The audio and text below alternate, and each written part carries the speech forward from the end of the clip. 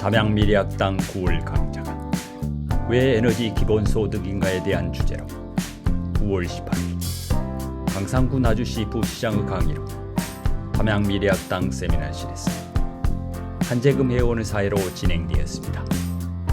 김병환 훈장의 자장으로 열띤 토론이 진행되는 현장에서 함께합니다.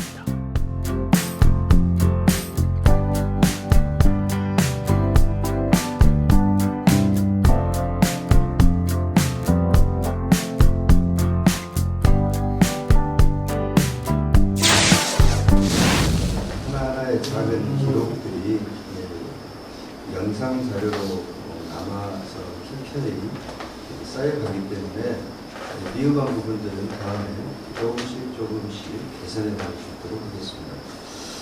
먼저 오늘 참석하신 몇 분만 간단하게 소개해 올리겠고요. 우리 전 담양 군수님이시죠. 우리 최영식 전 담양 군수님 참석해 주셨습니다. 그리고 저희 학당 훈장님을 맡고 계시고요. 오늘 그 토론 과장을 맡아주실 우리 김병환 교수님 참석해 주십니다. 저희 학당의 우수 학생입니다.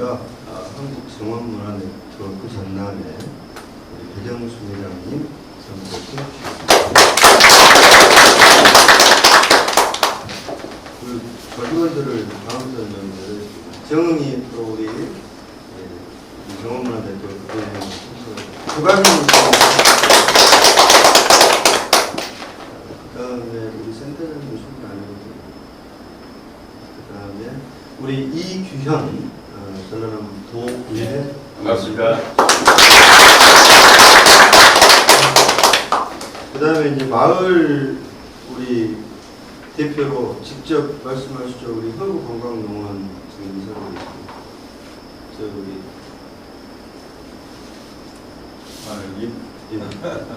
개인 소개를 직접 해주십시오. 마을 대표로 지금 참석을 한 것 같습니다. 금성면 금성경제허브협동조합의 이사를 맡고 있는 김진웅이라고 합니다. 다음 강사부터는 우리 또 사회자님께서 소개하겠습니다. 저는 나인사님께서 강사님까지 소개를 마치고 저희 자리를 바꾸려고 화면을 바꿔주세요. 화면을 바꾸겠습니다.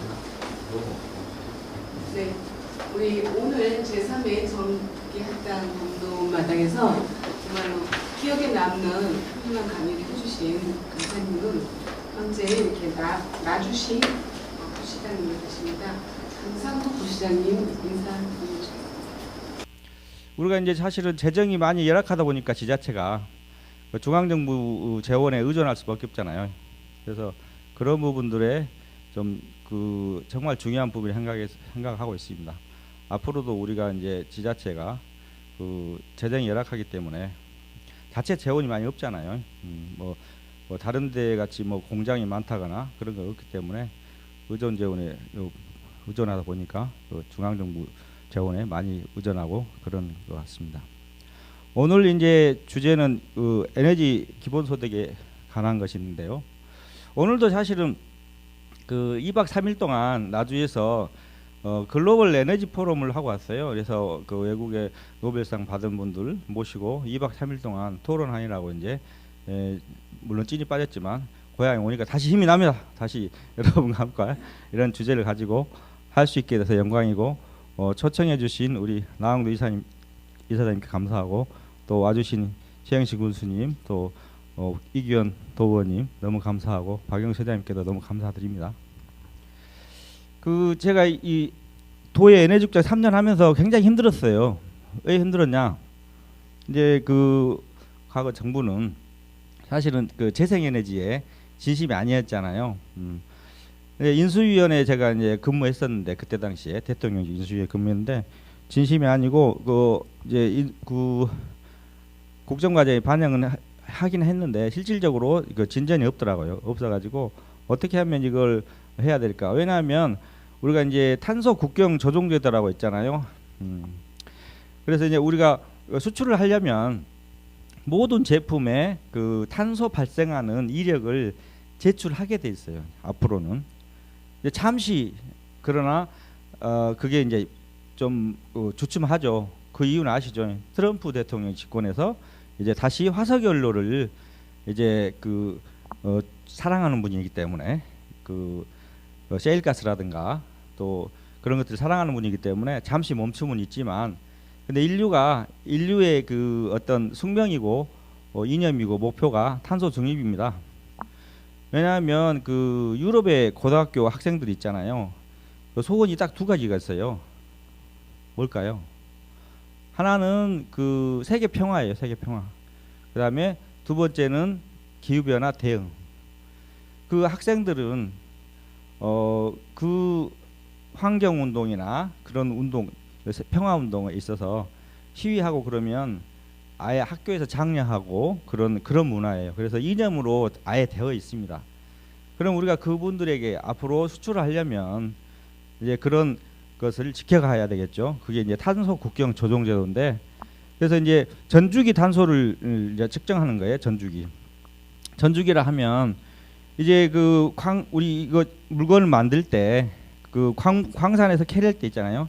캐낼 때 탄소를 얼마나 배출했는가, 그 재료를 운반할 때 얼마나 배출했는가, 또 이걸 생산할 때 얼마나 배출했는가, 또 이걸 사용할 때, 그다음에 사용하고 나서 폐기할 때까지 전주기, 무덤에서 요람까지, 요람에서 무덤까지의 탄소 배출량을 측정해서 보고를 하게 돼 있어요. 수출을 하려면. 자, 우리가 그러면 수출로 먹고 사는 우리나라, 그죠? 우리나라가 어떻게 살아야 할 것인가, 이거 지켜야 되겠죠. 우리는 뭐 그 외국의 선진국이 기침만 해도 힘들잖아요. 그래서 지켜가 된다. 잠시 멈춤은 있지만 대비해야 된다. 어차피 해야 될 일입니다. 그래서 이제 재생에너지를 어차피 해야 되는 일이라면 이걸 어떻게 할 것인가. 그 동안에는 사실은 많은 부작용이 많았죠. 뭐냐, 이 하늘이 주신 햇볕과 또 하나님이 주신 바람을, 그 소득을 특정 업자가 모두 독식하던 시기였어요. 그렇죠? 여러분에게 그 과거, 이제 지금 많이 정착이 돼 있는데, 그래서 그 불만이 많죠. 왜냐하면 내 앞마당에 내 눈에 거슬리는데 태양광 깔고 폭력하고 해서 돈을 다 가져가니까 공동체에서도 반대가 많았었는데, 이제 서서히 정착이 되어가고 있어요. 룰이. 그래서 이제 그 신안의 경우는 물론 뭐 100% 다 이게 긍정적인 면이 있다고는 볼 수 없습니다. 일부 부정적인 면도 있고 수정 보완해야 될 부분도 있습니다. 분명히. 그렇지만 신안의 경우는 이제 태양광으로 인해서 그 햇빛 연금 해가지고 인구가 늘고 있어요. 이건 사실은 저는 인구 확산으로는 기적이라고 생각합니다. 기적. 그리고 특히 이제 잘하고 있는 부분이 뭐냐면 18세 이하 있잖아요. 18세 이하의 우리 어린 사람, 청소년들에게는 120만 원을 줘요. 1년에 120만 원. 1인당. 그러니까 그 자라난 학생들, 또 아이 키우기 좋은 동네, 그리고 또 7세 이하에는 특별히 어른보다 가중치 1을 더 줘요. 7세 이하에는.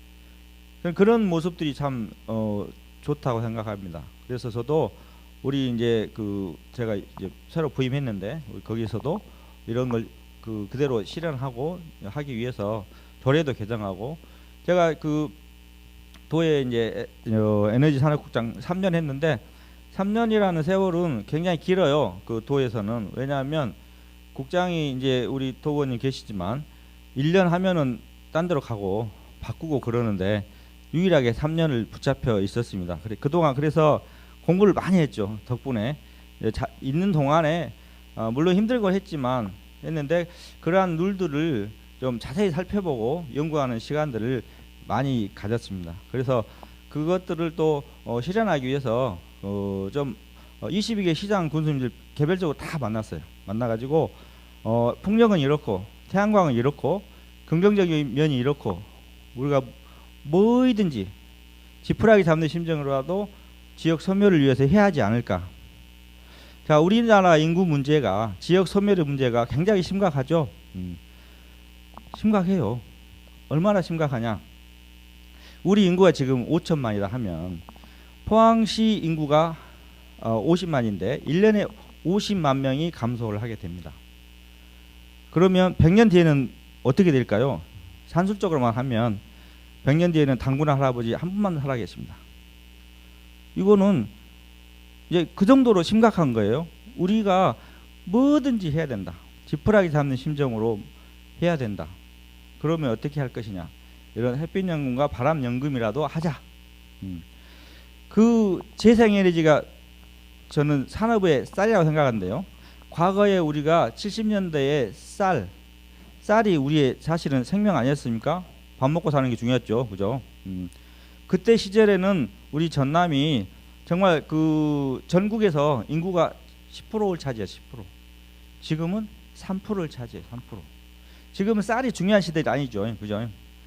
밥을 일부러 안 먹고 반공기만 먹은 사람 나쁜 사람이 아니고, 하여간 그런데 반공기만 먹고 쌀이 대접을 못 받는 시기예요. 쌀보다는 앞으로는 재생에너지가 산업의 쌀이어서 재생에너지가 대접받는 시기거든요. 자, 그래서 그 재생에너지로 그럼 뭘 해보자. 첫째는 에너지 기본소득을 실현하고, 둘째로는 뭐냐면 기업을 유치하는 거죠. 그 수출 기업을 유치하는 거죠. 그래서 이제 이재명 정부에서 발표한 게 뭐냐? 에너지 고속도로잖아요. 에너지 고속도로. 에너지 고속도로 앞에다 제 이름을 붙였어요. 분권형 에너지 고속도로.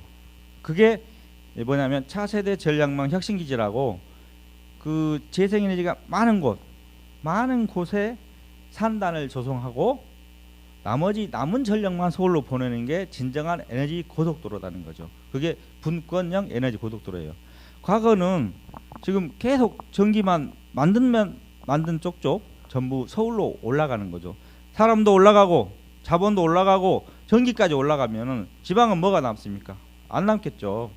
그래서 분권형, 분산형 에너지 고속도로, 바로 그 에너지 분권을 의미하는데요. 그 단어도 제가 만들었어요. 에너지 분권을 의미하는데, 에너지 분권으로 이제 과거의 영광을 찾자. 우리가 전남이 전체 인구의 10%를 차지했어요. 그래서 그런데 10%는 아니더라도 적어도 3%에서 5% 올라가고 7%는 올라가야지 않냐. 그런데 지금 우리 이 지역 사람들은 사실은 패배주의에 쌓여 있죠. 어떻게 그러겠냐. 그러나 그럴 수 있어요. 제가 그랬어요. 그래서 이러한 분권형 에너지 고속도로를 통해서 차세대 전략망 혁신기를 통해서 기업이 와야 된다. 기업이 오는데 이런 기업이 오도록 여러분 발상의 전환을 하면 돼. 발상은. 자, 우리 여러분 배를 어디서 만듭니까? 예? 조선소가 어디 있습니까? 바다에 있죠. 바다에 있는데, 자, 지금 배를 산에서 못 만들죠. 근데 지금 하는 그 현상들은 뭐냐면 배를 산에서 만드는 거예요. 전기가 없는 곳에 기어이 그 기업을 반도체 단지를 만들고 데이터 센터를 지려는 게 지금 우리 심리죠. 서울 사람들의 심리. 한전에서 있잖아요. 전기를 그곳에 보낼 수가 없어요. 전부 거부하고 있어요. 아파트 허가도 거부해줘요. 사실은 이번에 수도권에 아파트 새로 짓고 하는데 그게 만만치 않아요. 아파트조차 거부한다니까요. 한전이 가벼워. 왜냐? 한전이 빚이 많잖아요. 빚이 많을 뿐더러 여러분 지방에 있는 전기를 서울로 올려 보내려면 다 뚫고 가야 돼. 어떻게 뚫고 가야 돼? 주민들의 민원을 뚫고 가야 돼. 송년솔로만 보면은 그 있잖아요. 반대하고 그러잖아요. 응? 물론 송년솔로가 사실은 여러분 아시다시피 그렇게 해로운 건 아니에요. 왜냐하면 여러분 전기 없으면 살아요? 안 되죠. 송년솔로 반대한다고 뭐 갖고 다니는지 알아요? 경운기하고 차를 끌고 시위하잖아요. 그 매연이 1급 발암물질이에요. 더 사실은. 물론 송년솔로가 가까이 있으면 안 되죠. 물론 우리 지역에 너무 많아도 안 되고 저도 다 공감합니다. 그러나 그만큼 해로운 건 아니고 100m만 떨어지면 사실은 냉장고의 그 수준보다 더 낫다. 우리 거실에 냉장고 있잖아요. 냉장고 안고 살잖아요. 그 정도밖에 안 돼. 근데 좀 약간 과장된 면은 있습니다. 물론 다 뭐 좋아하는 건 아니고 그죠? 일부 그런 건 있는데 그렇게 송전선로를 짓기 어려운 상황에서 무작정 서울로만 가는 게 아니고 이제는 지방으로 기업이 이전하게끔 해야 된다는 것이 내 생각이고 그럼 단순히 그러면 전기만 있으면 기업이 오냐? 절대 아니겠죠. 그러죠? 지금 안 오잖아요. 수도권 사람들은 또 한편으로는 여기 지방에 오면 사람 못 살잖아요. 그러죠. 여러분 자녀들 혹시 서울에 있죠. 지방에 와서 일해 그러면 뭘 할걸? 그죠? 그런 사람 너무 많아요. 저는 서울에서 살았어. 너무 힘들었어요. 아니 봉급도 공무원 특히 공무원은 봉급이 똑같아요. 똑같은데 서울 살아봐요. 얼마나 힘든가. 예? 와이프가 이사 갔는데 갑자기 마트를 안 가더라고요. 마트를 안 가. 왜 마트에서 가서 애기들 뭐 먹을 거 사야 하잖아요. 돈을 벌어다 줘야 마트를 가죠. 예? 봉급 뭐 그때 당시 50만 원이 됐나? 그죠? 되도 않으니까 서울에서 제가 도액에서 근무하는데 하루에 10원도 못 썼어요. 왜냐면 걸어서 출근하지 바빠서 돈 쓸 시간이 없어요. 바빠서. 근데 서울은 눈 뜨면 돈이거든요. 애들도 움직이면 돈이에요. 왜냐? 지하철 타야 되지. 그죠? 안 타면 이동이 안 되잖아요. 걸어 다닐 수가 없는 곳이고 무조건 돈 들어가는 곳이 서울이더라고요. 그래서 정말 그 굉장한 부자가 아니면 서울 살기 힘들더라고요. 자, 그렇고 하여간 이 지방에 그러면 지방이 살기 좋은 곳인데 기업이 와야 된다. 그러면 어떻게 해야 되겠어요? 기업이 오려면 제가 그랬어요. 지금까지의 패턴하고 다르게 수백 가지의 인센티브를 줘야 된다. 수백 가지. 하나 두 개 갖고 안 돼요. 소낙비처럼 인센티브를 줘야 된다. 발상어 전환. 이제 현 정부가 그걸 하려고 그래요. 알리백 뭐 저는 정치적인 거 아닙니다. 정책을 이야기하는 겁니다. 그래서 알리백 산업단지를 만들어서 수십 가지 여러 가지 인센티브를 줘서 기업이 여기 와서 재생에너지를 쓰게 한다. 그게 바로 그런 개념입니다. 차세대 전력망 혁신기죠. 그게 가장 구현하기 좋은 데가 전남이다. 전남. 왜냐? 해상풍력을 제가 이제 담당했는데 30기가를 계획하고 있어. 30기가. 30기가면 얼마냐? 240조 원입니다. 그게 전액 민간 사업이에요. 민간 사업. 민간인이 240조를 투입한다. 단군 이래 최대 사업일 걸, 그죠? 단군이 최대 사업이에요. 거기에서 파생되는 일자리가 어마어마하겠죠. 어마어마합니다. 그래서 뭐 1기가에 10,000명이 발생하면 30기가면 30만 명 일자리가 발생하는데 그래서 이제 거기는 그 일자리의 등급이 굉장히 많아요. 일반적으로 케이블을 까는 직업도 있을 것이고 그 터빈 있잖아요. 터빈을 조작하는 그런 시뮬레이션을 하는 직업도 있을 것이고 1시간에 10만 원이 넘는 그런 양질의 일자리도 있고 그렇습니다. 그래서 그런 젊은 사람들이 우리 지역에서 졸업한 젊은이들이 거기서 일할 수 있는 터전을 만들면 인구가 늘어나지 않을까. 그 다음에 플러스해서 저희가 이야기하는 그 햇빛연금과 바람연금, 그게 이제 에너지 기본소득이죠. 햇빛연금, 바람연금을 있는데 에너지 기본소득 말도 제가 만들었어요. 단어를. 에너지 기본소득. 왜냐하면 우리가 기본소득을 이상적인 거는 매달 우리가 한 1인당 100만 원 좀 줬겠잖아요. 그죠? 그러나 그렇게 하면 정부 재정이 바닥나거든요. 바닥나죠. 그 부분에 최하 50% 이상을 이런 에너지 기본소득으로 보충을 한다. 그런 생각으로 제가 좀 아이디어를 냈고 도에서도 하고 있는데, 그래서 그 에너지 기본소득이 실현이 된다면 그래도 농촌도 살기 좋고 또 한다. 그러나 이제 그 과정에서 물론 여러 가지 갈등도 있겠죠. 그러나 그 시군의 조례, 룰이 명확하게 정리돼서 불평만이 없이 하게 된다면 상당 부분 그게 원활하게 돌아갈 거라 생각합니다. 대부분의 그 시군은 어떻게 하냐면 그 이런 경향이 많아요. 그 업자가 그 마을 그 동의서를 전부 받아와야 돼. 그러잖아요. 그런 과정에서 굉장히 갈등이 많아요. 갈등이 직접 민간인 업자를 사실은 주민들은 많이 믿지 않지 않습니까? 그런 경향이 있는데 조례로 이렇게 정하게 되면 신안은 그 어떤 그 태양광 업자든가 풍력 업자가 직접 마을하고 상대하는 게 아니라 시군 조례에 의해서 명확하기 때문에 그런 큰 갈등이 점점 없어지고 그걸 믿고 하는 거죠. 그래서 그렇게 해서 우리가 에너지 기본도 시제를 하는 것이고 바로 인근에 이제 곡성 같은 경우도 그 사람이 굉장히 인구가 없고 전부 갔더니 이제 그 어르신들만 사시더라고. 그래서 뭐라도 해야 된다 해서 그 풍력을 산에다가 일부 해서 연금을 받는 식으로 해서 굉장히 이제 하고 있고, 전번에 이제 화순 지역을 한번 가봤어요. 화순을 그 폭력기가 일부 사고가 나가지고 제가 현장을 가봤는데 이런 게 있더라고요. 산에 가니까 첩첩산중이에요. 옛날 같으면은 정말 그 무장 공비가 나올 그런 산중이야, 그잖아요.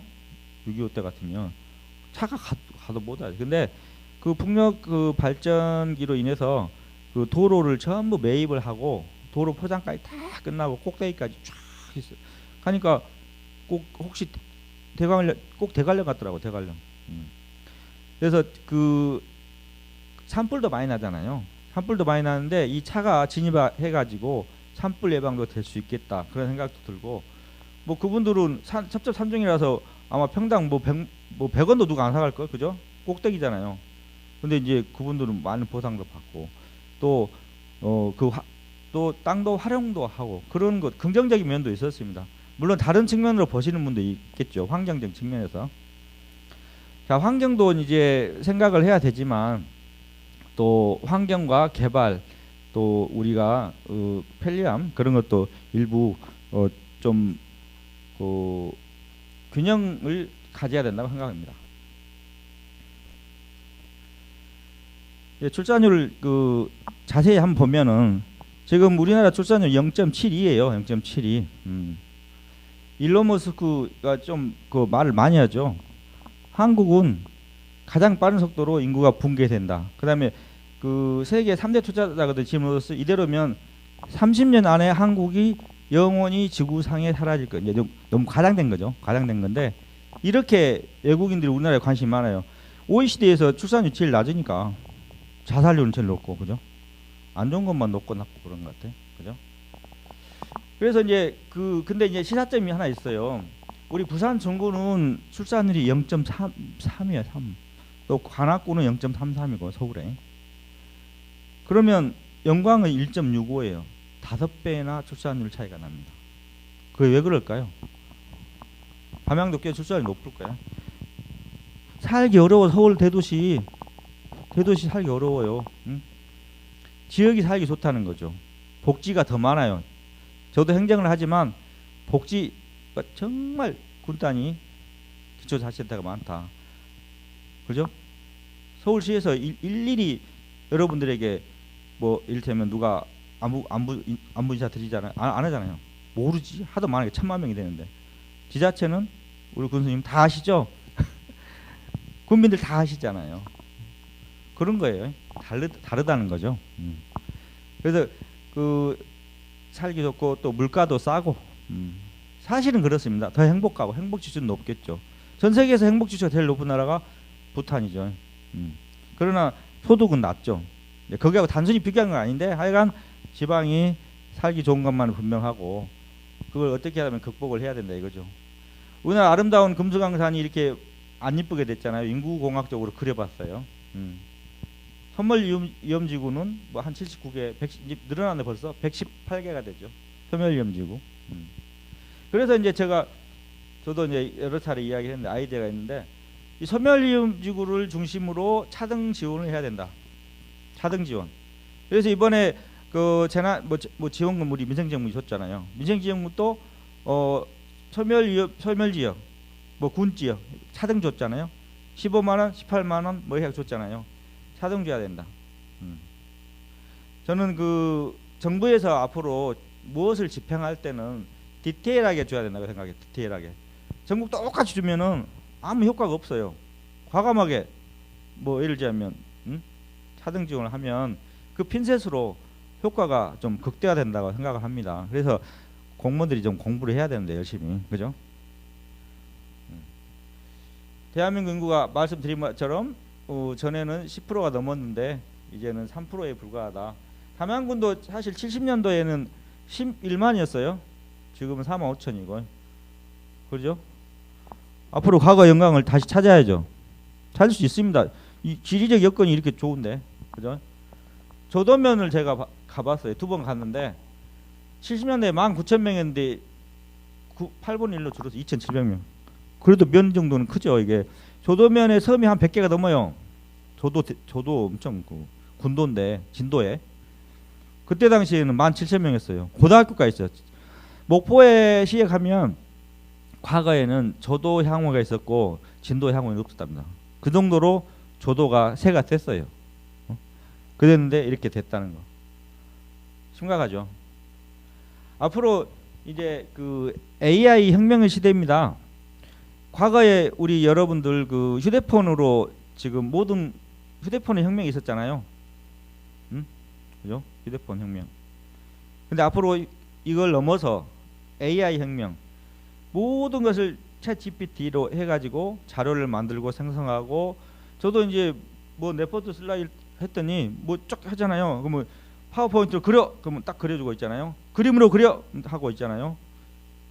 아 놀랍더라고. 근데 그보다 더 사실은 훌륭한 게 나옵니다. 앞으로는 학습용 데이터가 이제 2가지 있거든요. 챗 GPT가 학습용 데이터하고 추론용이 있어요. 2가지가 나눠지는데 학습용은 기존의 데이터를 가지고 자기가 공부하는 거 AI에서 그다음에 이 공부한 걸 가지고 새로운 그 답을 찾는 거, 그 추론까지 해요 이제. 그래서 굉장한 속도로 빨리 가고.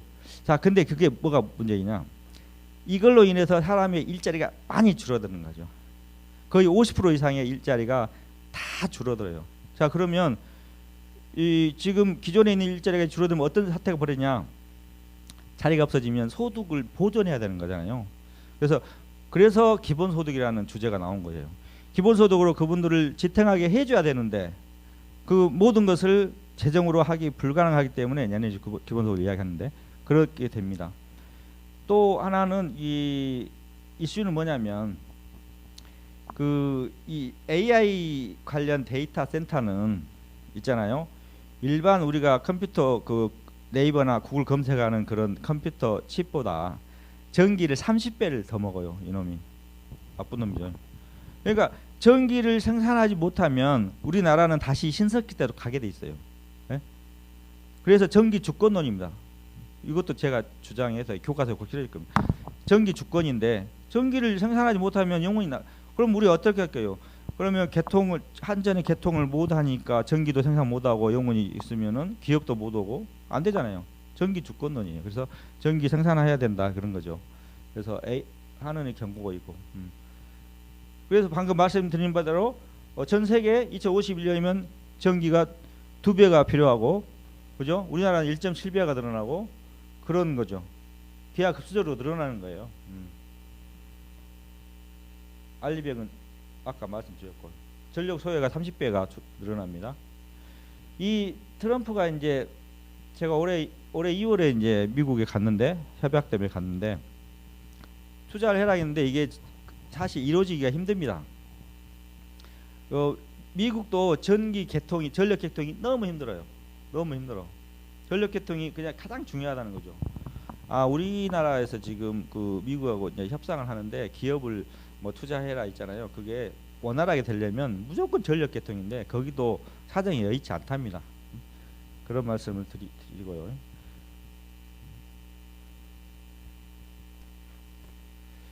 그래서 전남의 재생에너지 현황은 해상풍력 잠재량도 전국의 1위고 태양광 잠재량도 1위다. 그걸 보여주고 재생에너지 설비량도 지금 5.99기가예요. 전국의 20% 정도 돼요. 20% 되고 또 발전량도 그렇고.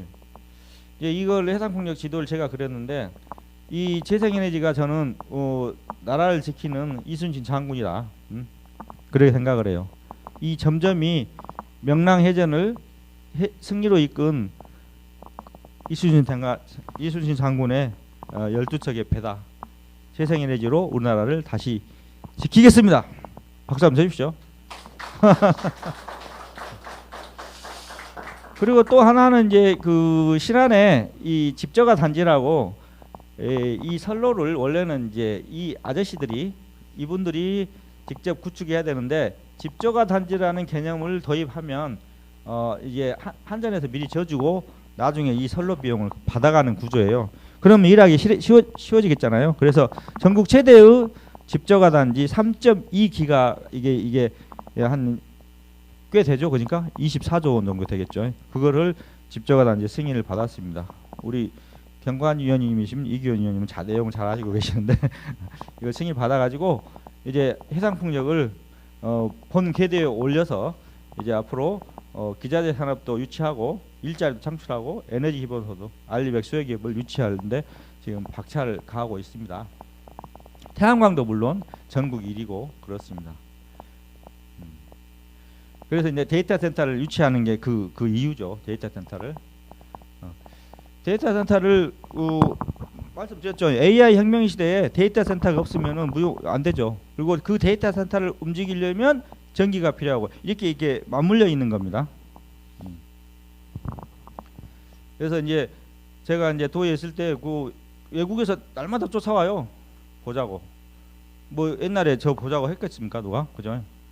그래서 그 규제 같은 것들을 해결하는 데 있어서 3년 동안 좀 규제 전보 때 중앙부처하고 해서 많은 일도 해결하고 그랬습니다. 또 터빈 공장도 유치하고 그렇죠. 인공태양인데. 그래서 어떻게 할 것이냐 방금 말씀드린 대로 이제 정리하면 제가 시간이 얼마나 남았죠? 네, 10분 정리하겠습니다. 방금 말씀드린 바대로 기본소득을 이렇게 많이 한 가령 100만 원이다 하면 이런 기존에 지원하고 있는 것들이 많이 있습니다. 그 외에 에너지 기본소득이 일정 부분을 분담을 한다 그런 개념입니다. 그리고 이렇게 해상풍력, 태양광, 육상풍력으로 해서 2035년까지 1조 원을 해서 주민들에게 에너지 기본소득을 하겠다 그런 뜻입니다. 그래서 이제 구조는 이렇습니다. 이거를 전체를 100억이라고 하면 이제 집저가 단지를 하게 되면 주민 참여를 4%를 합니다. 100억이라 하면 4억이죠. 4억을 여러분들이 이 부분은 다 내는 거 아니에요. 다 내는 거 아니고 조합을 구성하면 만 원씩 내. 만 원씩 내서 한 400만 원을 모아요. 그럼 400명이죠? 400명을 모으면은 이거를 그냥 낸 걸로 인정을 해줘요. 인정을 해가지고 여기에서 나오는 추가 REC가 있어요. REC를 주민들에게 나눠줘요. 주민들은 만 원만 내면 돼. 부담 없죠. 그러니까 여러분들 뭐 돈 많이 아니고 자. 그래서 이제 추가적으로 이제 이 나머지 100억 중에 96억 있잖아요. 그 중에 또 6억을 여러분 이거는 이제 더 안 되거든. 돈 내고 해야 되는 거예요. 자, 1000만 원씩을 전부 내는 거예요. 1000만 원씩을 60명이 내면 6억인가요? 그죠? 예를 들자면 60명이 내면 1000만 원을 내면 1년에 예를 들자면 70만 원을 돌려줘요. 지금 은행에 예금 넣으면 20만 원이나 30만 원 주잖아요. 70만 원 준다는 거예요. 저는 이런 것들을 자라나는 어린이들을 우선으로 뭐 7세 이하 처음에는 이제 신앙같이 사업이 많으면은 모든 분들에게 다 돌려줄 수 있지만 7세 이하의 자녀 또 좀 많아지면 18세 이하의 자녀에게 기회를 줘서 1000만 원을 주고 만약에 2000만 원을 투자한다면은 140만 원 돼요 1년에. 저 이번에 민생지원금 15만 원 받으니까 엄청 좋던데. 근데 140만 받으면 얼마나 좋아요, 그죠? 그리고 큰 보탬이 될 것 같아요. 그래서 우리 사회를 지탱하는 안전판, 기본소득으로서의 그런 역할을 이제 양이 많아지면 이게 더 많이 늘어나겠죠. 구자가 늘어나면. 그래서 이건 직접 투자하는 겁니다. 그것을 이제 곧 실행을 할 겁니다. 이거를 제도적으로 만들어 가지고 다양한 분야에 할 수 있어요. 이거는. 그래 이거 하는 데 있어서 이제 여러 가지 제도 개선도 하고 이번에 정부에서 발표한 거는 이제 태양광을 마을 자립형 태양광을 하게 되면 정부에서 저리로 융자도 해주고 또 그런 것들을 많이 실현할 겁니다. 그래서 우리 담양에서도 그 시범 사업을 통해서 좀 주민들이 그 적은 돈을 들이고 또 조합 참여를 통해서 에너지 기본소득을 실현하는 그런 계기가 되었으면 좋겠습니다. 신안은 그래서 이렇게 하고 햇빛 아동수당 하고 있고 섬마을에 사람들이 돌아오는 그죠? 이거 저는 기적이라고 해요. 기적. 인구에 있어서 기적. 누가 섬에 가서 살아요? 힘들죠. 지금 시대에 공무원도 안 하려고 공무원도 안 하려고 전부 사표 쓰고 나와요. 근데 섬에 가서 살아요. 우리가 그래야죠. 과거처럼. 그죠? 다 사람 사는 곳인데. 응? 그래서 그 전 시군에 확대하도록 그렇게 조례도 개정하고 있고 있습니다. 그래서 위기를 기회로 하자. 과거에는 지방에서 수도권으로 모든 것을 빼앗아 갔지만 빨대처럼 빼앗았지만 앞으로는 주고받고 해서 수도권과 지방이 상생하는 그런 해서 에너지 이제 정리하자면 그래서 에너지 기본소득으로 소득으로 지역 소멸을 막고 인구 감소를 극복하고 균형 발전의 기적을 이루도록 앞으로 열심히 여러분과 함께 하겠습니다. 감사합니다.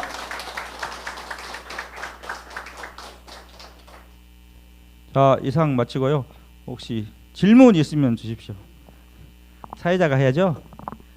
아, 정말 그 지역이 소멸하고 지방이 소멸하고 저희가 기분 좋은 어떤 상황들보다는 위기고 위태고 막 이런 것들이 저희들한테 이렇게 다가오는 그런 상황인데요. 이런 시점에서 우리 강상 부시장님께서 정말로 디테일하게 오늘 저도 이렇게 행정학에서 정책학 박사를 했는데 이렇게 하면서 이게 정말 저출산, 저출생, 인구 소멸, 지역 소멸 이런 거에 대해서 많이 관심 있고 깊은 고민도 같이 하고 있는 상황 속에서 햇빛연금, 바람연금, 에너지 기본소득 많이 공부했습니다. 강연 20분으로 이렇게 끝났고 이제 지금부터 토론이 40분 동안 이렇게 이어질 것입니다. 라운드 테이블 이렇게 있으니까 김병환 교수님께서 저렇게 좌장으로 이끌어 주시면은 감사하겠습니다. 오늘 네 수고해 주신 우리 강성구 부시장님 고생 많으셨습니다. 예, 이 우리 학당이 오늘이 벌써 세 번째인데 제가 첫 강의 때 저희 지속 가능성 위기 문제, 지속 가능 발전에 대한 이야기를 좀 화두로 던졌고 우리 이제 두 번째 우리 최영식 군수님께서 담양의 그동안의 생태도시 전략 그런 맥락에서 오늘 또 우리 강상구 부시장님께서 또 특히 이 고향에 이렇게 오셔가지고 재생에너지를 어떻게 우리의 미래의 전략으로 이제 이것을 기본소득과 연결해가지고 할 것이냐. 정말로 우리 학당이 지금 쭉 주제를 가지고 온 것이 우리 미래 학당에 걸맞는 아주 소중한 그런 강의였다고 생각합니다. 우선은 혹시나 지금 스크린으로만 이렇게 자료가 지나갔기 때문에 조금 궁금하시거나 좀 더 의견 있으시면 먼저 좀 듣고 또 좀 더 보완할 수 있는 그런 시간을 갖도록 하겠습니다. 편하게 의견들 주실까요? 예, 오늘 좋은 자리에 이렇게 제가 참석하게 돼서 또 좋은 분들 만나고 좋은 내용의 강의도 이렇게 좀 듣고 해서 너무 좀 기쁘게 생각합니다. 우리 저 강상구 부시장님께서 우리 도의 에너지 국장으로 이렇게 무려 3년간 좀 계셨는데 또 뒤이어서 또 도의 에너지 국장이 우리 또 담양 출신 정영구 국장이 또 와 있어요. 그래서 제가 농담으로 하는 이야기가 에너지 수도를 뭐 놔주라고 이렇게 이야기를 했었는데 에너지 수도를 담양이라고 이제 앞으로 좀 바꾸자 하는 이야기도 하고 있습니다.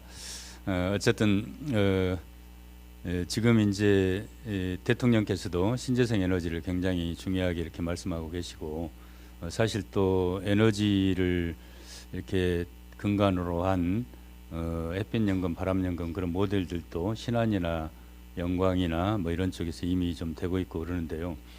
저는 이제 한 가지 좀 한 두 가지만 오늘 좀 말씀드리려고 하는데 가장 첫 번째는 지금 이게 이제 신재생 에너지로 발전할 수 있는 용량들이 무궁무진할 건데 그러나 이제 우리나라의 전기 수요는 또 일정하게 한정이 되어 있을 것 아니겠습니까? 그게 무슨 말씀이냐면은 지금 현재 신안이나 뭐 해남이나 이런 쪽 위주로 해가지고 수십 기가바이트의 그런 그 풍력이든 이런 발전 시설이 이미 좀 되어 있고 그러는데 이게 저는 방금 이제 부시장님 말씀하신 에너지 기본소득을 한다고 했을 때는 지역별로 일정하게 쿼터나 이런 것들이 좀 있어줘야 선로우 문제랄지 발전된 에너지 이후 사용 문제에 있어서 문제들이 좀 없을 것 아니겠습니까? 근데 그러한 소위 도 차원의 기본적인 계획들이 이게 제대로 좀 없는 것 같아요. 예를 들면 담양 같은 경우 과연 그러면 몇 기가 정도까지가 현재 할 수 있는 그런 용량이냐? 그러면은 담양 같은 경우 예를 들어 10기가라 하면은 이걸 가지고 과연 4만 5천 국민들에게 기본소득을 할 수가 있는 것이냐? 이게 이제 우선 산술적인 계산들이 좀 돼야 되는 거지 않습니까? 그래서 좀 뭔가 이렇게 좀 제가 이제 도에서도 그런 이야기를 한번 좀 문제 제기를 하려고 합니다만은 이게 제가 정영구 국장하고도 최근에 이야기를 해보니까 체계적으로 정리가 전혀 좀 안 되고 있는 이제 그런 느낌이 하나 있어요. 그래서 그런 부분들을 어떻게 끌고 가서 우리 담양 같은 경우 얼마만큼의 최대한 양을 쿼터를 이렇게 좀 받아내서 선로 문제를 비롯한 교통 문제를 비롯한 여러 가지 것을 해결할 수 있을까 이런 게 하나 좀 있는 것 같고요. 두 번째로는 그제 이제 대통령께서도 그 국무회의를 세종시에서 하면서 여주시 구양리 그 햇빛도래를 모델로 송미령 장관이 이야기하고 이제 이런 내용들이 있는데 사실 이제 아까 그 우리 부시장님 내용 중에는 이렇게 지역 주민들이 고작 4% 참여, 그다음에 시군 펀딩이 6% 정도, 그래서 합계 한 10% 정도밖에 안 되는데 이 구조가 과연 기본소득 구조에 합당한 구조냐? 그러니까 요즘은 이제 제가 알기로 농협이나 또 광주은행이나 뭐 이런 시중은행에서도 태양광 발전 허가만 가지고도 이렇게 대출을 무담보 대출을 해주는 이런 대출 상품들이 이미 나와 있거든요. 그러니까 그런 것들을 잘 활용을 한다라면은 보다 더 많은 소득을 지역 주민들에게 되돌려줄 수 있는데 이게 굳이 자본의 논리에 의해서만 그런 식으로 자본가들 위주로 그러니까 자본가들이 거의 75%뭐 이상 이렇게 투자해서 가져가는 이런 구조로 가져갈 필요가 있는 것인가? 이제 그런 건 좀 아닌 것 같다는 생각이 듭니다. 그리고 문제는 이제 우리 군 차원에서도 신재생 에너지 관련한 종합적인 계획들을 좀 수립을 한다라면은 우리 같은 경우 풍력은 좀 힘든 구조잖아요. 그래서 이제 태양광이나 이런 것이 주될 수밖에 없는데 시설 단가 자체를 굉장히 다운시킬 수 있는 그러니까 그런 것들도 굉장히 중요하다고 보거든요. 근데 이것을 그냥 그 개별 사업자 위주로 그런 식으로 가게 된다라면은 이제 그건 좀 일정한 문제가 있지 않을까 하는 생각들이 듭니다. 그래서 그런 부분에 대해서는 좀 우리 저 부시장님께서 갖고 계신 어떤 그 말씀을 한번 좀 해주시면은 앞으로 저도 좀 여러 가지로 도움이 될 것 같습니다. 조금 전에 그 질문 해당되는 거 담양에 좀 초점 맞추셔가지고 용량이랄지 이런 시설에 관한 여러 가지 주민 소득과 연계되는 문제 조금 질문에 대해서 존경하는 의원님께서 그 상임위 질문보다 더 디테일하게 하셔버리네. 네, 좀 분위기가 너무 엄숙한 것 같아서 말씀드렸습니다. 예, 질문 감사하고요. 그렇습니다. 그 시군별로 이제 편차가 있고 얼마나 있는가 사실은 이제 시작된 업무예요. 사실은 그 전에는 햇빛연금, 바람연금이 이제 시작된 거고 이제 이게 되다 보니까 관심이 많았어요. 그럼 이제 차로 시작된 업무고 우리가 그걸 이제 앞으로 해야 되는데 저는 이런 식으로 했으면 좋겠어요. 이제 도에서 일률적으로 이걸 조사해서 하는 것보다는 요새는 그 기초지자체장님의 권한이 너무 세거든요. 그리고 권한의 의지에 따라서 하기 때문에 우리가 이제 어떤 그 가이드라인을 줘가지고 시군별로 목표량을 제시해주면 그걸 지압해서 하는 거고 사실은 목표 그 태양광이나 그런 것이 목표는 우리가 가질 수 있지만 그게 실현된다는 게 쉽지는 않습니다.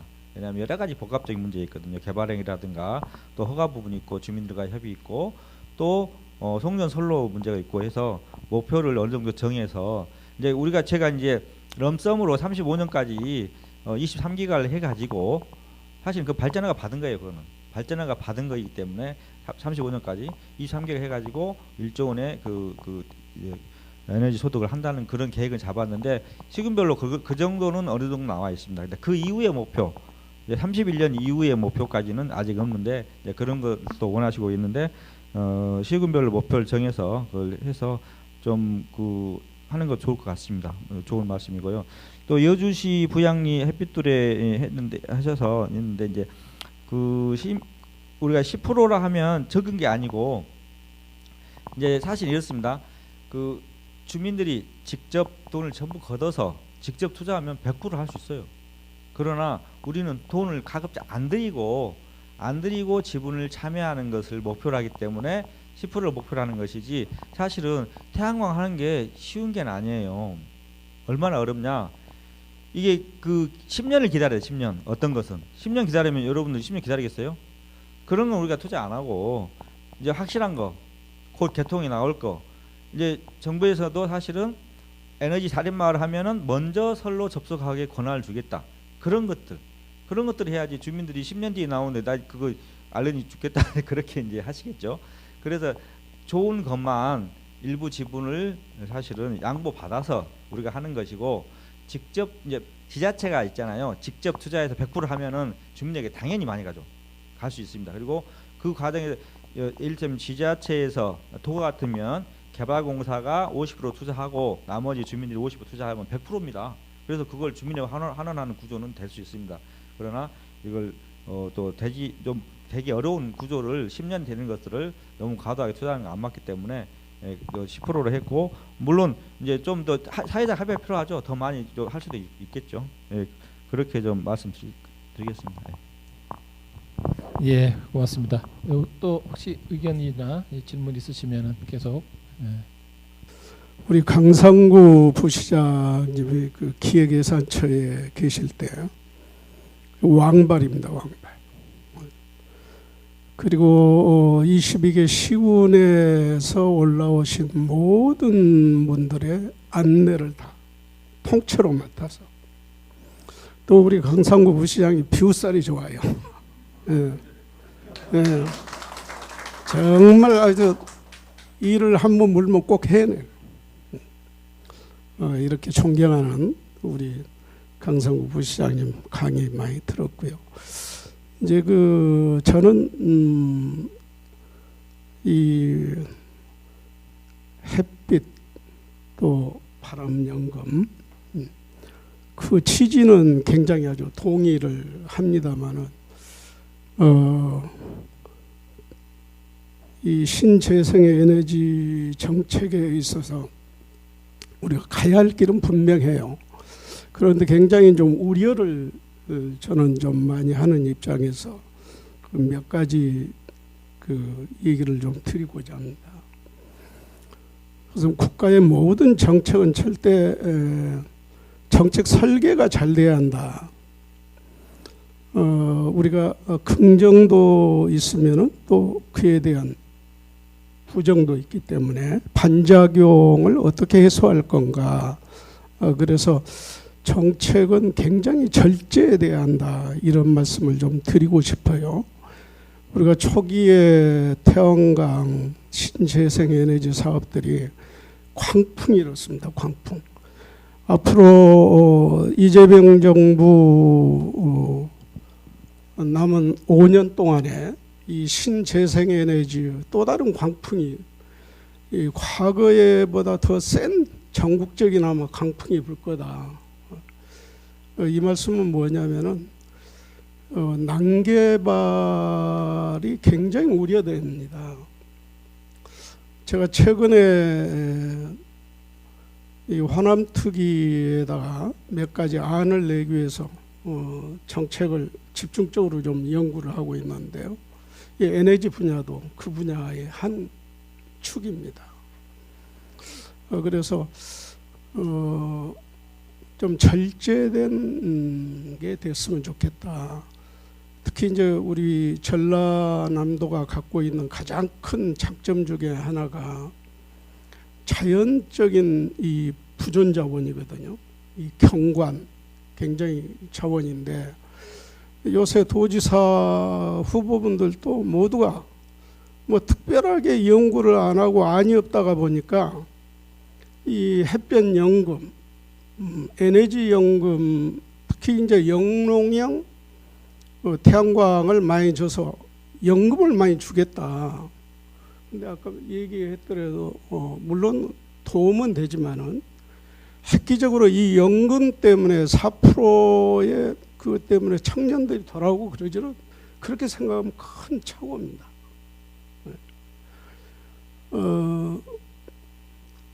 그런 부분에서 제가 유럽의 이 태양광이나 풍력을 정책을 봤는데 정말 절제된 정책입니다. 그리고 태양광이나 풍력을 설치해야 할 부분들을 명확하게 지정을 합니다. 명확하게. 무조건 그냥 신청이 들어온다고 해서 모두 허가를 내는 게 아니고 허가를 해야 할 곳과 안 해야 할 곳. 이 경관의 공공차원 개념을 굉장히 중요시 여기기 때문에 아주 엄격하게 합니다. 우리가 이제 전라남도에서도 네덜란드나 덴마크 이런 쪽에 많이 벤치마킹을 하고 있는 걸로 알고 있는데 뭐 아시다시피 네덜란드나 덴마크나 굉장히 절제된 원칙을 가지고 한다는 말씀을 좀 드리고요. 두 번째는 결국은 이제 신재생 에너지만 가지고 우리가 이재명 정부 5년 안에 이 문제가 해결이 되느냐. 결국 에너지 믹스로 갈 수밖에 없잖아요. 신재생 에너지의 비율과 현재 원전에서 나오는 비율, 또 수소 에너지라든지 여러 가지 에너지 믹스로 갈 수밖에 없는데 이 원래는 이제 신재생 에너지는 분산형, 아까 이제 분권형이라고 얘기했잖아요.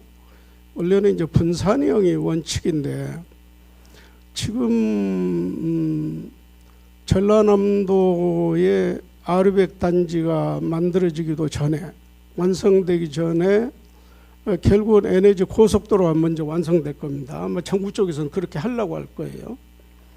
에너지 고속도로가 만들어진 이후에 아르백 산단에 관련된 기업이 내려오냐, 지금 내려온다고 생각하는 굉장히 그 순진한 생각이다. 그런 말씀을 좀 드리고요. 또 지금도 신재생 에너지가 한 50% 정도 현재 남고 있죠. 현재 선로가 지금 설치가 안 돼서 전남 내에. 그래서 전라남도에서도 기존 농공단이나 현재 일반 산단이나 국가 산단에 신재생 에너지를 아르백 산단으로 우선 전환시키는 게 대단히 중요하지 않나, 이런 그 말씀을 드리고요. 세 번째는 지금 에너지를 생산하는 이제 신재생 에너지에 여러 가지 지금 기술이 발전하고 있기 때문에 지금 2050년 앞으로 이제 25년 후입니다만은 최소한 앞으로 30년 후는 인공태양 핵융합 발전소가 일반화될 것이다. 실용화 단계로 갈 거다라고 하는 게, 또 우리나라도 거기에 굉장히 이 기술력으로 앞서가고 있는 나라 중에 하나이기 때문에 핵융합 발전소가 모듈형 핵융합 발전소가 나와가지고 그 실용화 단계가 갈 때는 지금 그 우리가 진행하고 있는 신재생에너지 풍력이라든가 태양광이라든가 이런 부분들은 또 한 시대에서는 이제 뒤로 가는 그런 에너지 공급원이 됐지 않을까 하는 생각이고요. 저는 그 태양광은 우리나라의 마을이라든지 도시를 앞으로 건축 구조를 지붕형으로 가서 지붕형으로 태양광을 설치를 한다고 한다면은 공급하는데 충분하다고 생각을 해요. 그래서 전반적으로 특히 이제 신재생에너지 거점이라고 하는 우리 전라남도가 신재생에너지 정책을 하면서 어떤 면은 굉장히 절제된 이 정책안을 내놓고 정부와 대응을 해 나가는 게 가장 중요하다 하는 말씀을 드리고요. 이 자칫 잘못하면요, 신재생에너지가 마치 이 전라남도의 어떤 꿈의 전라남도로 가는 것처럼 그렇게 도민들한테 인식을 해서 앞으로 이 이재명 정부 임기 말에 갈 때 얼마나 큰 실망을 줄 수 있지 않을까 하는 우려를 굉장히 저는 하고 있습니다. 제가 좀 그 정책에 대해서 그 반작용에 대한 좀 말씀을 드린지 모르겠습니다만은 제가 이제 그 전라남도의 정책을 연구하면서 우리가 가지고 있는 지금 신안이 지금 대표적인 문제인데 최근에 제가 얘기 들어보니까 신안의 그 좋은 염전을 거기에다가 콘크리트, 물론 이제 콘크리트를 쳐야겠죠. 태양광 설치를 해야 하니까 거기에 태양광으로 가서 저는 제가 만일 정책 결정자라고 하면은 거기는 태양광을 설치하는 게 아니고 차라리 직불금을 더 올려서 주더라도 염전을 보존해서 그 염전을 오히려 고도화시키고 품질을 개선을 해서 수출로 갈 때 더 수익이 좀 커지지 않을까. 이제 이건 하나의 비근한 예로 듭니다만은 그런 요소들이 많이 있다 하는 말씀을 좀 드립니다. 문제 제기 또 어떻게 보면은 군수님께서 또 그동안에 또 군정을 해 오시면서 약간의 우려를 이렇게 경험하셨던 부분이 있었기 때문에 그 경험을 바탕으로 신중하게 모든 정책은 좀 더 신중하게 반대 어떤 측면이라 그럴까 부정적인 측면도 잘 이렇게 하나씩 점검할 필요가 있다 이런 좋은 말씀 주셨는데 우리 또 부시장님께서도 아마 그런 부분을 충분히 고민을 많이 해 오셨을 겁니다. 오늘은 이제 상대적으로 신재생 에너지의 그런 필요성도 중요하지만은 어떻게 이제 인구 소멸과 연계된 지역의 기본소득의 하나의 자원으로 이걸 활용할 것인가 이쪽에 이제 포커스를 맞추시다 보니까 신재생 에너지 자체가 가지고 있는 또 여러 가지 한계에 대해서는 충분히 오늘 좀 설명을 하지 않으신 것 같아요. 그래서 혹시나 좀 이런 약간의 우려에 대해서 좀 어떤 부분을 좀 더 부언하실 수 있는지 좀 말씀 부탁드릴게요. 예, 군수님께서 말씀하신 거 이제 전반적으로 환경을 생각하고 또 사실은 사회적 합의가 필요합니다. 이거 계획을 세우면서 그래서 이제 좀 전에도 말씀드렸다시피 시군에서 목표를 세우고 그걸 정리하고 그런 과정이 필요하다는 것이 주민들이 반대한다거나 어느 정도 수준은 용인한 수준이 있을 거예요. 그런 수준을 넘어서는 것은 당연히 안 되겠고 군수님 말씀처럼 너무 무분별하면 안 되고 우리 초창기 했을 때처럼 뭐 산에 해가지고 너무 과도하게 산에 REC 뭐 줬나요? 뭐 그래가지고 경사도가 너무 높은데 해가지고 산사태 우려가 발생한다거나 그런 것들은 방지하고 그러나 이제 또 한편으로는 과도한 이제 우려도 있어요. 과도한 우려 뭐냐면 제가 이제 뭐 합천 댐에 갔는데 일정 부분만 해요. 많이 하지도 않고 해가지고 예쁘게 꽃처럼 꾸며놓고 주민들이 이익 공유를 하는 부분이 있고 그런 수준으로 이제 해 나가는 거죠. 그래서 또 영농형 우리 태양광 이제 영농형 태양광 법을 이제 만들고 있거든요.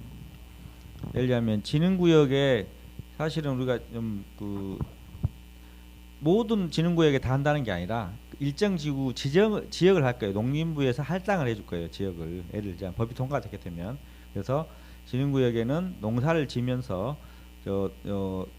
태양광을 할 수 있도록 영광의 경우에 이제 우리가 여주 사례를 말씀하셨는데 그 여주 사례보다 더 훌륭한 사례들을 이제 3메가 정도 되는데 그걸 이제 지금 이제 농사를 짓고 있어요. 하는데 그 주민들이 너무 좋아하고 농사를 지면서 태양광 하기 때문에 그 일정 부분 그것도 진흥구역에서는 방금 말씀드렸다시피 절제된 양을 농림부에서 허가를 해주는 식으로 그렇게 하겠습니다. 할 것입니다. 이제 제가 이제 현재 연해육장이기 때문에 제가 단정적으로 말씀 못 드리고 좀 경험을 토대로 토론하는 식으로 하겠습니다. 그리고 이제 신재생 에너지하고 또 인공태양 문제 말씀하셔서 그런데 이제 그 우리가 원자력도 사실은 원자력과 뭐 일반 뭐 가스라든가 그다음에 태양광 그리고 풍력 이게 적절한 믹스가 중요합니다. 사실은 어느 시기에 어디 부분에 위기가 올지 모른다 생각합니다. 사실은 그래서 인공태양 이제 또 제가 또 담당하거든요. 그래서 하는데 수소 1g으로 석유 7톤의 열량이 나오는 지금 태양이 돌아가는 원리 똑같이 이거를 지구상에서 구현하는 거예요. 그러면은 무궁무진한 에너지원이죠. 근데 이제 아직은 기술이 아직 안 됐고 지금 실험 단계이고 제가 그 프랑스까지 갔다 왔습니다. 갔다 왔는데 지금 나주에 유치하려고 하는데 그런 부분들도 그러니까 같이 믹스를 한다. 그렇게 뭐 좋은 말씀이시고요. 그다음에 그 염전 부분도 오늘도 그 토론 그 사실 그 글로벌 에너지 포럼 할 때 나주에서도 그 누가 오셨더라고요. 질문을 하면서 염전을 다 없앤다고 그러는데 그것은 제가 그 전공 분야가 아닌데 하여간 좀 더 그런 부분도 좀 우려를 말씀을 전할 수 기회가 있으면 그렇게 전달하도록 하겠습니다. 예, 이상입니다. 신재생 에너지를 통해서 우리가 일반 적어도 주민들이 쓰는 에너지는 그렇게 이제 자체적으로 해결을 하고 산단이라든지 에너지가 이제 공급하는 산업용 있잖아요. 이런 부분들은 또 공급 체계가 이원화해서 지방 정부는 지역의 에너지 자립 도시를 만들어가는데 역점을 두고 국가나 광역 단위에서는 그 신재생에너지 공급 체계를 산업용 쪽으로 이렇게 해 나가면은 굉장히 좀 절제된 에너지 공급 계획을 세우고 난개발을 하지 않고 우리가 가지고 있는 이 경관도 굉장히 중요하기 때문에 그런 부분들에 대한 그 에너지 정책에 대한 좀 깊이 있는 설계가 좀 됐으면 좋겠다. 이건 이제 전남이 선도적으로 좀 만들어줘야 할 책임이 있지 않을까. 특히 이제 나주는 뭐 에너지에 대해서 많은 연구를 하고 있기 때문에 그런 과제별 연구가 좀 집중적으로 이루어졌으면 좋겠다는 생각입니다. 예, 아주 좋은 말씀이십니다. 그 자립형 에너지 이게 핵심인데 제가 우리 첫 강좌 때 그 이런 말씀 좀 드렸어요. 지속 가능성을 실현하는 가장 핵심적인 어떤 가치는 결국은 경제적 가치 일변도의 시대에서 이제 사회적 가치와 생태적 가치가 균형과 조화를 이루는 이런 방향으로 가는 게 진정한 지속 가능한 사회다, 이런 것을 제가 강조를 해드렸는데, 에너지도 똑같습니다. 그래서 지금 제가 조금 말씀드리고 싶은 것은, 에너지를 어떤 사람은 산업 측면에서만 막 강조하는 분이 있고, 어떤 분은 너무 지나치게 또 뭐 탄소 중립, 이렇게 환경, 기후 이쪽에서 막 접근하는 사람도 있고, 또 어떤 분들은 에너지가 우선 기초 생활도 안 되는 분들에게 충분히 공급돼야 된다, 즉 사회적 문제로 접근한단 말이죠. 이게 각각의 주장이나 가치가 나름대로 상당히 의미는 있는데, 거기서 이제 정책의 충돌이 일어나는 것입니다. 지금 우리나라가 그래서 기후 에너지 환경부라는 이런 조직을 만든 것도 일면으로는 이제 환경 문제와 그런 에너지 문제를 결합시키는 이런 측면이 있는데, 이 지속 가능성의 철학을 좀 더 담보하려 그러면은, 제가 이제 좀 이제 미국에서 제가 좀 연구년 있었던 그 연구 기관이 지속 가능한 에너지 연구센터였어요. 노벨상까지 받았던 그분이, 제가 갔던 그 대학에서 한 학기 동안에 같이 하고 그랬었는데, 서스테이너블 에너지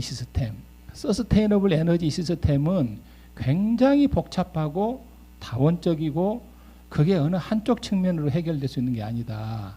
그래서 지금 말씀해 주신 아까 기본소득이라는 말씀은 결국은 그게 이제 사회적 문제거든요.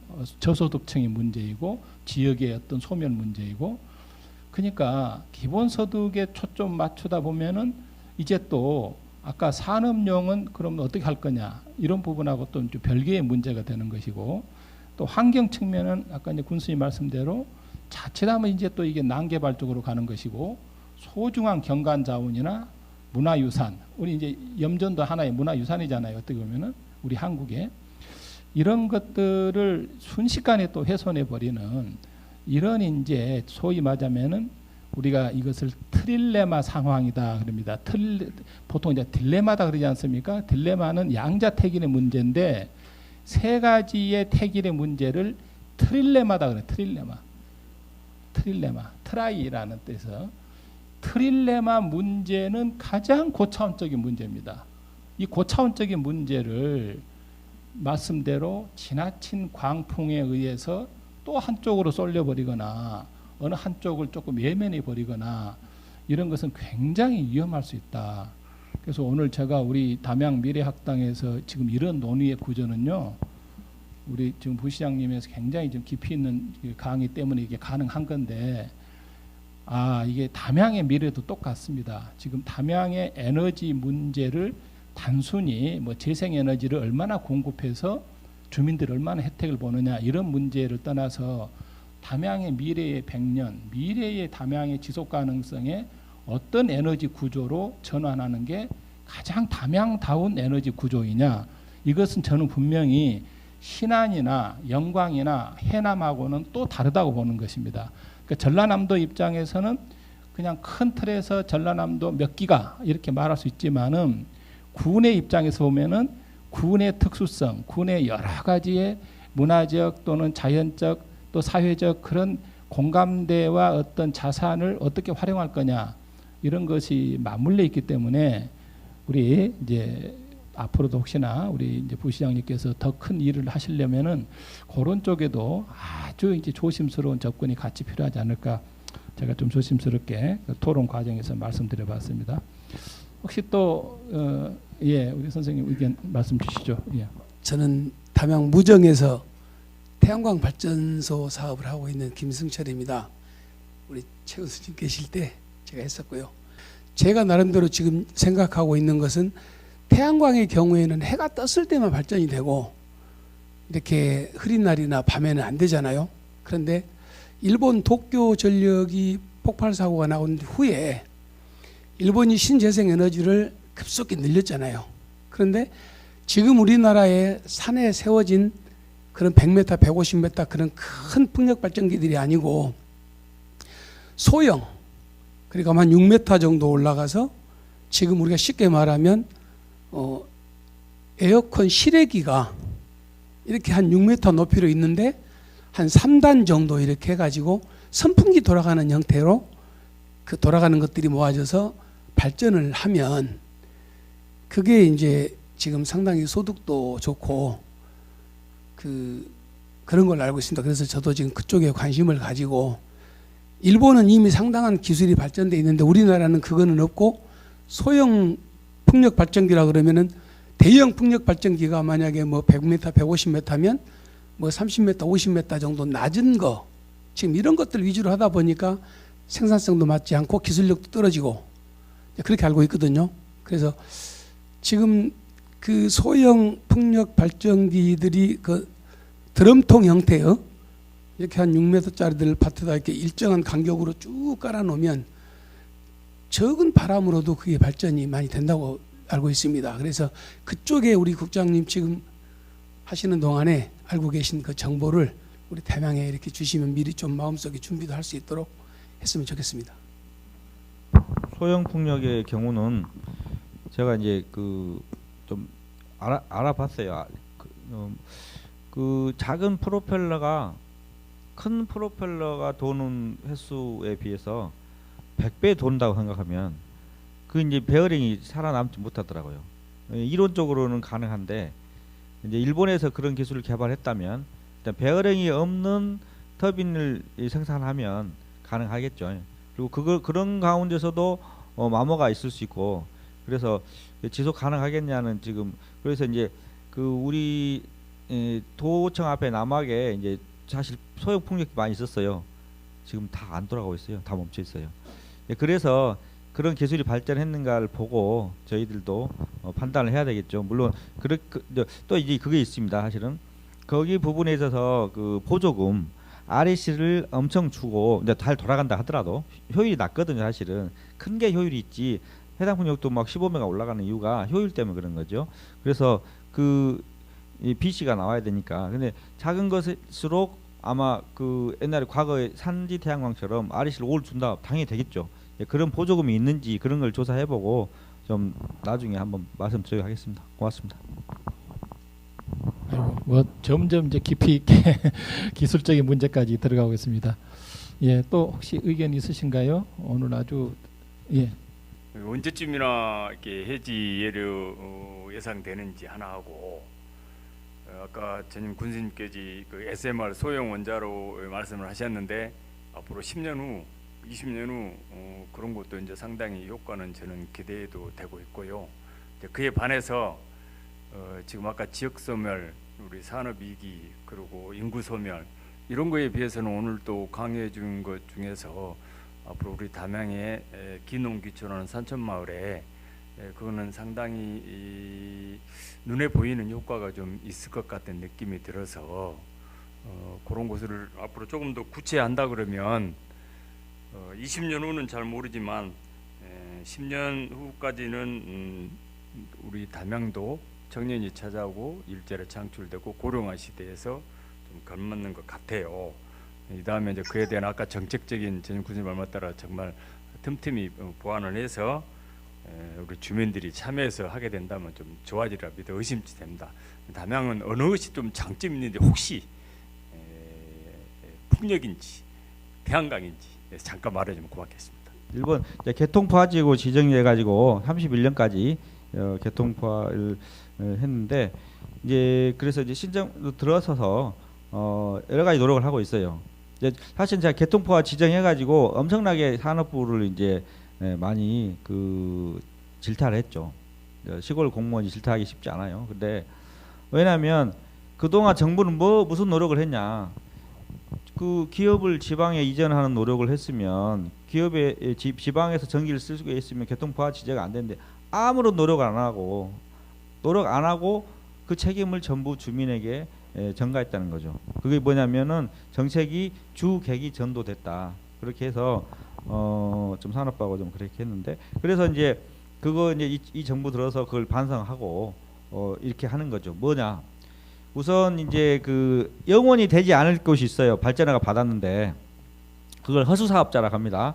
그러니까 개발행위가 군에서 절대 안 나. 환경 때문에 그렇고 또 어떤 이유에서 그렇고 집하고 어떻게 어떤 연유에 잘못돼 가지고 허가가 안 날 부분들은 허가 취소할 겁니다. 그러면 그걸 새로 생기는 거고 1번. 그다음에 그 ESS를 호남에 굉장히 많이 줬어요. 이번에 입찰했어요. 500마가 입찰하고 그 입찰을 통해서 그걸 자체 소화하는 방법. 그래서 두 가지 방법이 있고. 그다음에는 이제 예정된 그 송년설로 일부를 이제 하는 거 하고 그걸 앞서서 데이터 센터 같은 데이터 센터가 제가 이야기했죠. 일반 전기보다도 AI 데이터 센터는 30배를 쓴다고. 그래서 그게 또 다른 그 양수 발전사가 같이 그런 ESS 작용을 합니다. 그래서 그런 데이터 센터나 또 앞으로 반도체나 뭐 ESS 여기 배터리 사업, 배터리 그 만드는 거 그런 사업들은 그 차량용 배터리 있잖아요. 그 ESS 그런 것들을 하면 제조업은 전기를 굉장히 많이 쓰거든요. 그런 사업들을 유치해서 하게 되면은 이제 이걸 부하라 하거든요. 부하가 늘어나면 발전화가 시기로 늘어나는 그런 효과가 있습니다. 그리고 이제 인구 소멸 문제에 있어서는 우리 담양은 저는 어디 가면 항상 자랑을 해요. 예, 군수님께서 많이 노력을 해주셨지만 정원의 도시다.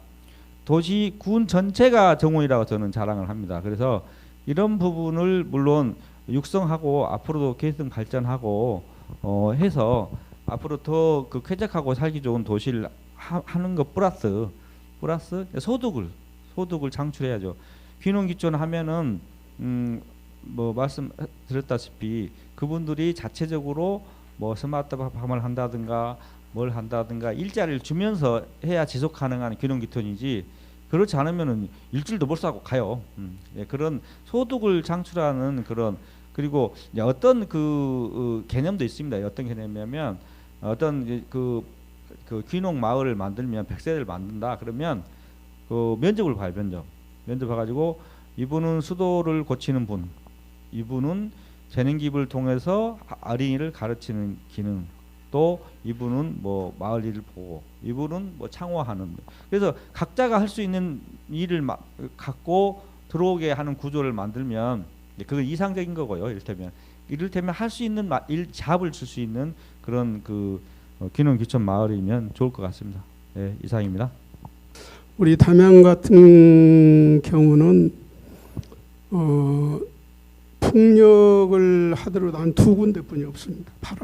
풍력이 돌아갈 만한 곳이 한 2군데 있고, 우리 김 사장님 말씀대로 이제 소형 풍력이 만일 실용화돼서 효율이 나온다고 한다면은 이 소형 풍력은 바람이 아파트나 한 7층, 5층이나 7층 정도만 올라가더라도 이 바람풍이 달라집니다. 이 바람결이.